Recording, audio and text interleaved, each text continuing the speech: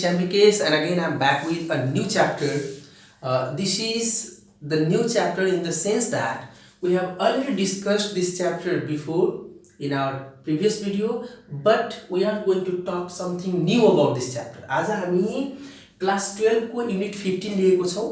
यो युनिट 15 हामी already discuss गरेको छौं यसको बेसिक कन्सेप्ट. तर आज हामी यसको ओल्ड इज गोल्ड मा आएको क्वेशन्सहरु जुन एक्जाम पोइन्ट अफ भ्यूबाट एकदमै इम्पोर्टेन्ट छ, जुन हामी पहिलाको भिडियोमा गरेको थिएनौं, त्यो हामी यहाँ गर्न गइराछौं. जसले पहिलाको भिडियो हेर्नु भएको छैन, यो भिडियोको डिस्क्रिप्सनमा गएर लिंकमा गएर त्यो भिडियो हेर्न सक्नुहुन्छ. तर त्यसको पनि अलिकति हामी कन्सेप्ट यहाँ गर्छौं क्लियर.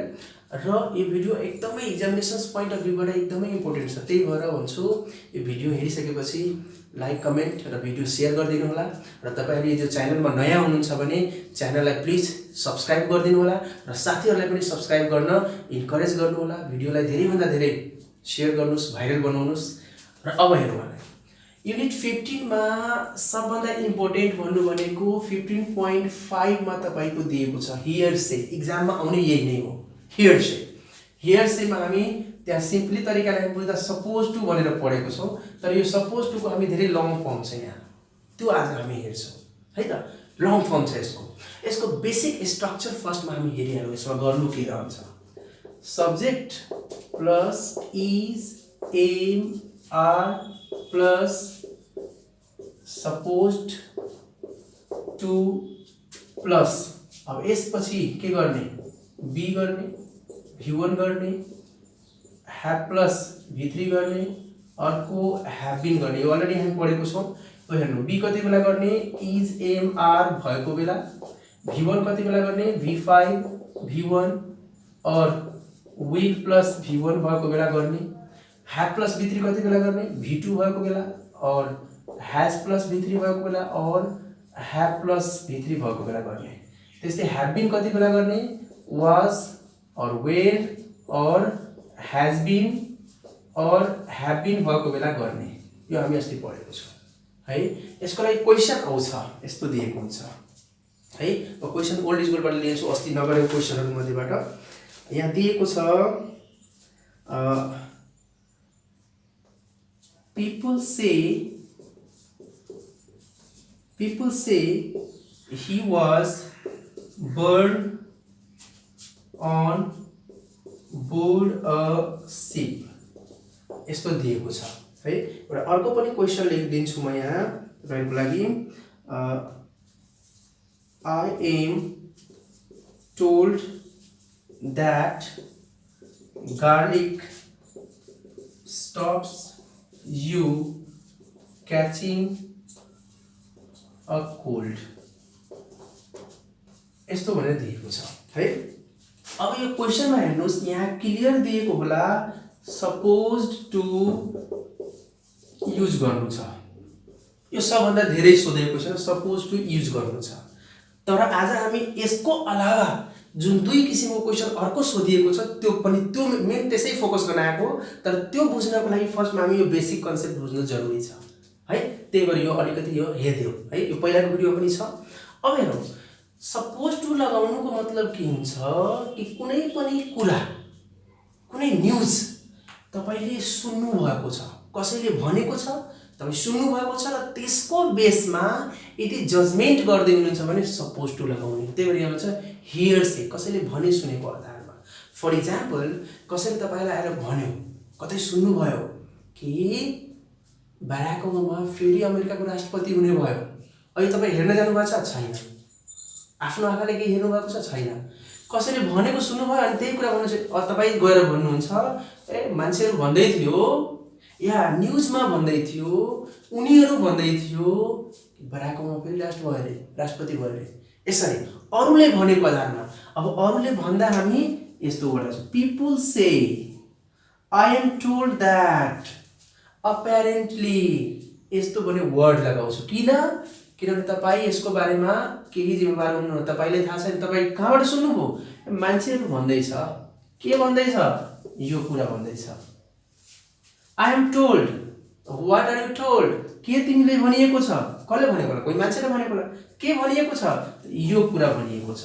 यही हो हियरसे है त. यही हियरसे हो. अब यसलाई बनाउँदा हामी सिम्पल तरिका छ. यो मान्छेले भनेको छ, तिमीलाई भनिएको छ, या अपेरेन्टली यस्तो वर्ड जुन होला नि त्यो वर्ड हटाउने। के कुरा भनिएको छ, इन्फर्मेसन के हो, यो इन्फर्मेसन हो। यो इन्फर्मेसनलाई हामीले यो स्ट्रक्चरमा राख्ने हो। अब इन्फर्मेसनमा सब्जेक्ट के छ, त्यो सब्जेक्ट ल्याउनु ही छ, यहाँ राख्नु ही। अब हीसँग इज एमआरमा त के लाग्छ, त्यो लगाउनु इज, हीसँग इज लाग्छ इज। अब त्यसपछि के छ यहाँ सपोज टु, अब यहाँ लेख्छु supposed to, he is supposed to भयो।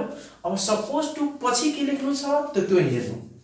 त्यसको लागि हामीले यहाँ अब ही पछि के छ भर्ब, त्यो भर्ब हेर्नु। इजएमआर छ यहाँनिर, बी लगाउनुस्। यदि V5 छ, V1 छ, विल प्लस V1 छ भने सिधै V1 लगाउनुस्। यदि V2 छ, ह्याज प्लस V3 छ, ह्याभ प्लस V3 छ भने ह्याभ प्लस V3 लगाउनुस् है। यदि was were has been have been छ भने ह्याभ बीन लगाउनु। अब यहाँ हेर्नु त ही पछि के छ वाज, वाज छ भने के गर्छौँ हामी, वाज छ भने ह्याभ बीन लगाउँछौँ।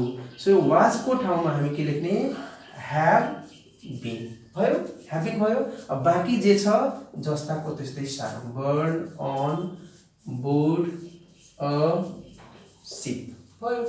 त्यस्तै यसमा हेरौँ, अब आइ एम टोल्ड दैट हटाइदिने। सब्जेक्ट के छ गार्लिक, त यहाँ गार्लिक लेखौँ, गार्लिक। अब गार्लिक के हो, सिंगुलर हो त इज, त्यसपछि सपोज्ड टु। अब सपोज टु पछि के गर्नु छ, भर्ब लेख्नु छ। अब गार्लिक पछि भर्ब हेर्नु, स्टप्स के हो V5 हो। सो V5 हो भने के गर्ने, V1 लेख्ने। अब स्टप्स को V1 के हुन्छ, एस हटाइदिने, स्टप भयो। अब बाँकी जे छ सानो, अब बाँकी छ जे यो सानो, you catching a cold. So garlic is suppose to stop you catching a cold. यसरी बनाउनु। सबभन्दा बढी सोध्ने क्वेसन यस्तो हो, यो तरिकाले बनाउनु सजिलो तरिकाले। अब यसैसँग रिलेटेड अर्को क्वेसन कस्तो आइदिएको छ म त्यो तपाईहरुले देखाउँछु यहाँनिर है त। स्ट्रक्चर जहाँको त्यही रहन्छ, म त्यो अर्को क्वेसन लिएर बताइरहेको छु कसरी गर्ने भनेर। त्यसमा जस्तै मसँग ओल्ड इज गोल्ड छ र यहाँ फर्स्टैमा सोधेको छ, यसरी दिएको छ, rewrite the information below as in the example. इक्जाम्पलमा दिएको जस्तो गर। इक्जाम्पल दिएको छ तर म बुकबाट पहिला गरिरहेको छु। जस्तै यहाँ बी नम्बरमा क्वेसन दिएको छ, ए नम्बर पनि गर्छु। He is living on a remote island है, is living in an a remote island अनि फुल स्टप भयो। अनि यहाँ ब्र्याकेटमा दिएको छ र्युमर, यस्तो छ। अर्को ए नम्बर क्वेसनले लिउँ फेरि, कतिले कन्फ्युजन लाग्यो ए किन बनाउनु भएन। His parents took him to America when he was 7। अनि यहाँ फुल स्टप छ, फुल स्टप पछि ब्र्याकेटमा यहाँ दिएको छ थिंक। सो यस्तो भर्बहरु दिएको छ। अब यसमा गर्नु के छ हेर्नु, स्ट्रक्चर सेम यही हो, यसमा फरक खाली के गरिदिनु छ, यसमा I am told, they say, people say, apparently यस्तो वर्ड दिएको छैन। यसमा गरेको के छ, जुन इन्फर्मेसन छ त्यो डाइरेक्ट इन्फर्मेसन दिएको छ, जुन इन्फो थियो अघि लेखेको त्यो इन्फर्मेसन दिएको छ, यो त्यही हो इन्फर्मेसन दिएको छ। र अर्को यसमा के गरिदिएको छ, ब्र्याकेटमा यस्तो भर्ब दिएको छ, र्युमर, थिंक, बिलिभ, यस्तो वर्ड दिएको छ। त्यो सिम्पल छ। यसमा गर्नु के छ, जसरी यो फर्स्ट वालामा सपोज टु यहाँ लेख्यौ नि, अब बस स्ट्रक्चर सेम छ। यो सपोज को ठाउँमा यो भर्ब राख्दिनु छ, यो भर्ब राख्दिनु छ। सपोज V3 थियो, त्यस्तै र्युमर को V3 राख्दिने, थिंक को V3 राख्दिने, त्यही गर्नु छ। त सब्जेक्ट यहाँ के छ लेख्नु, सब्जेक्ट छ फर्स्टमा, सब्जेक्ट यहाँ के छ ही लेख्नु। त्यसपछि के छ इजेमार छ, त ही सँग के लाग्छ, यो इज हैन, यहाँको इज, ही सँग अब के लाग्छ, इज लाग्छ, इज लेख्नु। अब त्यसपछि सपोज टु छ, अब सपोज टु को ठाउँमा के लेख्ने, यहाँ दिएको भयो र्युमर छ, र्युमर को V3 के हुन्छ, र्युमर्ड, र्युमर, यदि लाग्यो र्युमर्ड भयो। अनि त्यसपछि यहाँ के छ टु लेख्ने। क्लियर छ हेर्नु है, सब्जेक्ट लेख्नुस् यो, त्यसपछि यहाँ जुन इज एमआर छ त्यो इज एमआर मात्रै, यहाँको इज हैन, इज एमआर मात्रै, यहाँ हिसँग इज लाग्छ, इज भयो। सपोज को ठाउँमा यहाँको भर्ब को V3, र्युमर्ड छ, र्युमर्ड, बिलिभ छ, बिलिभड, यसरी ही इज रिमर्ड। अनि त्यसपछि यहाँ के छ टु लेख्नु। अब टु पछि के छ, फेरि त्यही स्ट्रक्चर, जुन भर्ब छ त्यो अनुसार। अब यहाँ त ही पछि यहाँ के भर्ब छ, is, so is am are छ भने के लगाउने बी। अब यहाँ लेखौँ बी। सो इज को ठाउँमा भयो बी। अब बाँकी सबै साथ living on a remote island. He is rumored to be living on a remote island. यसरी सजिलो छ बनाउन। त्यस्तै यसको बनाउँ। अब यसमा सब्जेक्ट के छ हिज प्यारेन्ट्स। सो यहाँ लेखौँ हिज प्यारेन्ट्स भयो। अब हिज प्यारेन्ट्स के हो सब्जेक्ट भयो। प्लुरल हो भने के लाग्छ आर। यहाँ लेखौँ आर। आर पछि अब यहाँ के सपोज टु तर यहाँ के छ थिंक। अब थिंक को भित्री लेखौँ। थिंक को भित्री के हुन्छ थट। अनि थट पछि अब के लेख्ने टु। अब टु पछि भर्ब चाहियो। सो यहाँ भर्ब के छ हेरौँ टु के हो V2 हो। अब V2 को सट्टामा के लेख्ने ह्याभ प्लस V3। सो यहाँ लेखौँ ह्याभ अनि प्लस V3। टु को भित्री के हुन्छ टेकन। सो यहाँ लेखौँ taken. His parents are thought to have taken। अब बाँकी सब साथ taken him to America when he was 7 भयो। यति सजिलो तरिका छ। सेम क्वेसनलाई यस्तो तरिकाले सोधेर झुक्याएको छ नझुक्किनु होला। अब अर्को यसमाको अलिक जटिल क्वेसन छ जुन इक्जाममा सोधेको छ है। र बुकमा पनि तपाईको 15.5 कै प्र्याक्टिसमा दिएको छ त्यो हेरौँ त्यो कसरी बनाउने। यो त बुझ्नुभयो क्लियर छ है। क्लियर छ भने सब्स्क्राइब नगरेकोले सब्स्क्राइब गरिदिनु होला र लास्टमा भिडियोलाई शेयर गरिदिनु होला है। हामी अर्को भिडियोहरु यस्तै लिएर आउने नै छौं। अब अर्को क्वेसन हेरौँ। अर्को क्वेसन तपाईको बुकमा यहाँ दिएको छ। यहाँ ओल्ड इज गोल्डमा पनि छ। म बुकैबाट गरौँ। यहाँ ओल्ड इज गोल्ड बुकमा दुवैमा सेम छ। अब यहाँ के भन्यो प्र्याक्टिसमा हेर्नु। यहाँ भन्यो use supposed to apparently अर्को I hear अर्को I am told अर्को people say और they say यस्तो भनेर दिएको छ। भनेपछि फर्स्ट वाला क्वेसनमा सपोज टु मात्रै युज गर्न भनेको छ सजिलो छ। अब यसमा सपोज टु युज गर या अपेरेन्टली युज गर या आई हियर युज गर आई एम टोल्ड युज गर पीपल से युज गर दे से युज गर हैन I have heard old is gold त्यो पनि दिएको छु त्यो पनि युज गर यस्तो भन्यो। र यसको क्वेसन हेर्नु अर्को तरिकाले आएको छ। 1 नम्बरमा क्वेसन यहाँ दिएको छ do you no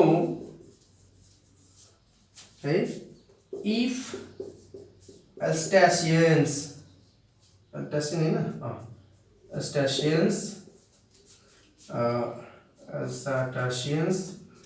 make good pets यस्तो दिए। अर्को पनि एउटा क्वेसन म एउटा लेखिदिरहेको छु जस्तै दिएको छ 3 नम्बरमा I am thinking of going to see अनि त्यसपछि यहाँ ब्र्याकेटमा दिएको छ नेम अफ फिल्म। अब ओल्ड इज गोल्डमा इक्जाममा आउँदा फिल्मको नाम कुनै दिएको हुन्छ। यहाँ म फिल्म लेखिदिरहेको छु गोलमाल है त या लुट कुनै एउटा फिल्मको नाम गोलमाल अनि फुल स्टप अनि यसमा छ do you know what it is like यस्तो दिएको छ। अब सजिलो छ। यसमा टेन्सन नलिनु एकदम सजिलो छ। यसमा गर्नु के छ अगाडि वाला क्वेसनमा अलरेडी कसैले तपाईले भनेको थियो पीपल से दे से कसैले भनेको थियो कि यस्तो छ भनेर अनि तपाईले सपोज टु को स्ट्रक्चरमा हाल्दिनु। अब यहाँ त्यो तपाईले भन्नु पर्ने छ। यहाँ तपाईले कसैले सोध्यो डु यु नो तपाईलाई थाहा छ इफ अस्टासियन्स भनेको मान्छे त्यो अस्टासियाको मान्छे जस्तै नेपालको नेपालीज हुन्छ नि इन्डियाको इन्डियन हुन्छ चाइनाको चाइनिज त्यस्तै Alsatians make good pets. Good pets भन्नु भनेको घरपालुवा जनावर जस्तै कसैले कुकुर पाल्छ कतै अरु घोडा पाल्ने छ होला। सो उनीहरुले पेट्स बनाउँछ राम्रो घरपालुवा जनावर राख्छ बनाउँछ। अब तपाई के गर्नु यसको आन्सर दिनु छ बनाउँछ कि बनाउँदैन तपाई माइन्डमा सोच्नुस् एउटा आन्सर दिनुस् हो बनाउँछ यस अस्टासियन के हो प्लुरल हो चाहिँ यतिकै राख्नु। माने तपाईको आन्सर माइन्डमा आयो अस्टासियन्स रियली मेक गुड पेट्स अस्टासियन्सहरू साँच्चैकै राम्रो पेट्स बनाउँछ। बस यो तपाईँको आन्सर हो मान्नु। यो आन्सरलाई तपाईँ ध्यानमा राख्नुहोस् र सिधै यो आन्सर माइन्डमा आयो केही यस्तै लेखिदिनुहोस्, किनभने यहाँ सोधेको छ नि इफ एस्टासियन बनाउँछ र सोधिरहेछ, तपाईँ के गर्नुहुन्छ? हो बनाउँछ। तपाईँले कसरी थाहा भयो? हेर्न जानुभएको छ? छैन। कसरी थाहा भयो? यसैमा कुनै वर्ड यो सपोज टु को बाहेक अरू जुन पनि वर्ड यहाँ राखिदिनुहोस्। मान्नु भन्दैन, यहाँ भनिदिनु आई एम टोल्ड द्याट के बाँकी सार्दिनु Alsatians really make good pets भयो। अब यसैको ठाउँमा म यो लेख्न सक्थेँ people say that Alsatians really make good pets. यो पनि सही हो। भनेपछि तपाईले एउटा क्वेशन सोध्यो, त्यसको आन्सर तपाईको माइन्डमा जे पनि आउँछ त्यो एउटा राख्नुस्। त्यसको अगाडि they say, people say, I am told, I hear, if apparently केही लगाइदिनुस्। सपोज टु नलागाउनु। सपोज टु लगाउनलाई झन् गाह्रो छ। सपोज टु लगाउनले के गर्नुपर्छ नि, खाली म सिकाउँछु त यो अप्लाई नगर्नु। सपोज टु लगाउनले के गर्नु पर्यो, पहिला तपाईले यो आन्सर इमेजिन गर्नु पर्यो जुन यहाँ लेखिरहेको छु। अब यसको चेन्ज गर्ने हो। अब यसको चेन्ज गर्दा अस्टासियन्स प्लुरल छ, त्यसपछि आर, त्यसपछि सपोज टु, अनि सपोज टु पछि यहाँ मैले कुन भन्छु भने make V1 make good pets. त त्यति तीनटा स्टेप पार गरेर त्यो बनाउनु भन्दा राम्रो यति अप्सन आयो भने सपोज टु छोडेर यो यति मध्ये कुनै एउटा राख्नुस् र यता यसको बारेमा जे पनि एउटा सेन्टेन्स लेखे भयो। क्लियर छ? अब यो क्वेशन यो अलि सजिलो हुन्छ र बुझ्नलाई। यहाँ के भन्यो, मान्नु ए भन्ने मान्छेले I am thinking of going to see Golmaal. मलाई गोलमाल हेर्न जान सोचिरहेको छु। फिल्मको नाम हो गोलमाल या मुना मदन, कुनै film. I am thinking of going to see Golmaal. म गोलमाल हेर्न जान सोचिरहेको छु। Do you know what it is like? तँलाई थाहा छ कस्तो फिल्म छ? वाट इट इज लाइक, कस्तो फिल्म छ? अब गोलमाल फिल्म कस्तो छ? यसको आन्सर तपाईँले बताउनु छ। त तपाईँ आन्सर माइन्डमा सोच्नुहोस्। It is very funny film. एकदम फनी फिल्म हो। It is very comedy film. It is very good film. It is not good film. तपाईको माइन्डमा के होला? It is very boring film, it is very good film, it is very comedy film, it is very funny, केही एउटा होला नि। हो त्यो आन्सर माइन्डमा राख्नुहोस् र यो आन्सरको अगाडि एउटा यसमा केही राखिदिनुहोस्। यसमा अब राख्नुहोस् they say, people say, I am told, केही they say that it is a very funny film. यो एकदम फनी फिल्म हो। ठीक छ? यस्तै केही लेखिदिनु भयो, यो आन्सर कम्प्लिट भयो। अब यसैले सपोज टु लगाउनु परेको मैले के गर्थेँ, यो आन्सरबाट यो सब्जेक्ट तान्थेँ इट, त्यसपछि इज लगाउँथेँ सपोज्ड टु।